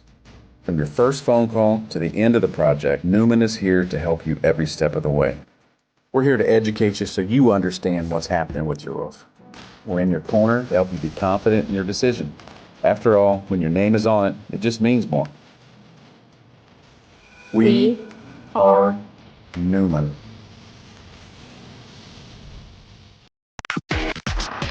Attack and dominate, YouTubers. You're locked into the Morning Juice. All right, Morning Juice. Tito, Bobby, Bodie. Now look at this guy. Ya Highness joins us here. Ya Highness, good morning, my friend. I know one of your favorite places on earth is Vegas, and the Vegas Tortorellas are in the Stanley Cup Finals, up 1-0. What are your thoughts on that series, my friend? First, let's start Columbus off with a good morning. And whose basement are we recording from today? Holy smokes, did you guys get a downgrade? We got to talk to Fisher. This is an upgrade. This is better. Oh, this is an upgrade. I hear the echoing like you're in my mother's basement. It's bouncing off the walls. Let's get in a real It's actually much improved from the first day. Is it? Oh, yeah, it's getting better every day. Yeah. And if we could do a show from your mother's basement if she lets us. By the way, tell her I said hi. Yeah. Good. You tell your wife I said hello, but you got to say it like that. Hello. All right. Anyways, we got NHL Stanley Cup Game 2, I believe, tonight. Vegas Golden Knights taking on the Carolina Hurricane. I had Vegas winning this in 6. I'm going to change my tune after Game 1. I think Vegas wins in 5. Oh, gentlemen sweep. Carolina has never been a playoff team. Go look back at any last 5 years or so. But don't expect as many goals here in this second game, but I still think it's going to squeak over 5.5. I'm thinking like a 4-2 type game. Vegas is the it team. It's really weird because I'm seeing the feedback of myself talking. I'm not used to that. All right, so that's Vegas. Let's move on, though, because you guys had Breer on. You're talking trades, and everybody wants to talk about the L.A. Rams picking up Cleveland's own Myles Garrett. The money is flowing in on L.A. right now, and I don't know why. They're still a really old team. Picking up one good defensive player. I mean, unless Aaron Donald's coming out of retirement, which I guess there's mentions he might come in after they get through all the BS in the first couple months. Seattle Seahawks. Seattle Seahawks is still the team to beat in the NFC West over the 49ers, over the Rams. So I think right now is the time to get the value.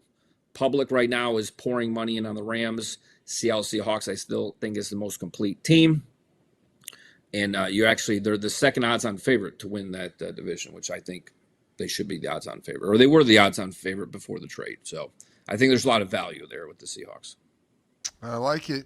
You got any thoughts on the NBA? I mean, Knicks taking down the Spurs, season home court last night, game that was back and forth, good to the end. Any thoughts on that, of where there might be some value? Jalen Brunson is a dog. I mean, he was hurt, had to go back to the locker room there a little bit. I didn't think they had a chance to win Game 1, so I don't know what to do or make of the Knicks. Maybe they go off and win the NBA Finals, something I haven't seen in my lifetime. How long has it been? You haven't. Yeah, not in my lifetime. I was in the 80s, baby, so yeah, not in my lifetime. Let's just say Knicks pull the upset, shock the world. I don't know why. I had Spurs in 5 going in, but I changed my tune there. Let's shock the world. Knicks upset the Spurs. Let's say it goes 6. I'm saying Vegas in 5. Let's stick our neck out a little bit this morning. He is Ya Highness. Chad at WeWinUwin.com. At Shut Up and Bet is where you can find his social media out there as well. Check it out without kids or with headphones on if you want to do that, but I would not say it's a safe for work thing. I changed my format here recently. You did? I went to the little TikTok dancing videos. I don't really talk much. I still, yeah. I don't know. I get a lot of views. I've been getting a lot of views. I think my lowest viewed video is like a couple thousand people. So I just go with what the people do. So I'm up here dancing like a little, baboon or something like that on the TV. Are you? And I got to go ahead. No, you go ahead. Go ahead. Well, I was going to say, I'm working on a new segment. Give me about a month because I'm going to put out a bunch of content, but I want to make the content first. But I'll tease it next week, but because I still got to work on some stuff. But this is going to be tease the tease. Yes, that's yeah. great. And I tease the tease. But essentially, I'll tell you.